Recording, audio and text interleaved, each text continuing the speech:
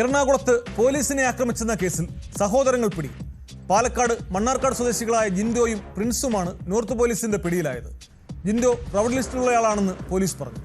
ഇരുവരെയും ബലം പ്രയോഗിച്ച് കസ്റ്റഡിയെടുക്കുന്ന ദൃശ്യങ്ങൾ പുറത്തു വന്നിട്ടുണ്ട്.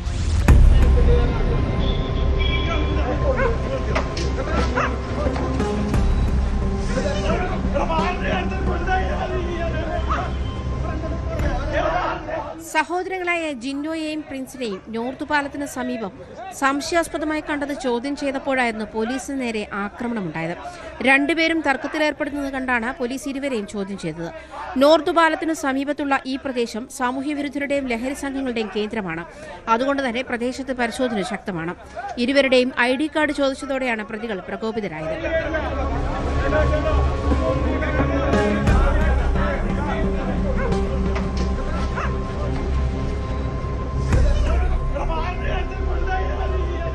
ബലമായി കസ്റ്റഡിയിലെടുക്കാൻ ശ്രമിച്ചപ്പോൾ ഇരുവരും പോലീസിനെ ആക്രമിക്കുകയും വാഹനത്തിന് കേടുപാടുകൾ വരുത്തുകയും ചെയ്തു. പോലീസ് വാഹനത്തിന് നാശനഷ്ടമുണ്ടാക്കിയതിന് prevention of damage of public property ആക്ടും ചുമത്തിയിട്ടുണ്ട്.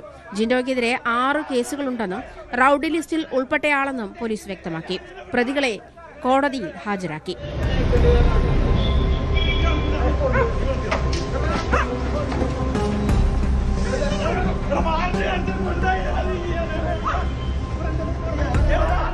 News 18 കൊച്ചി.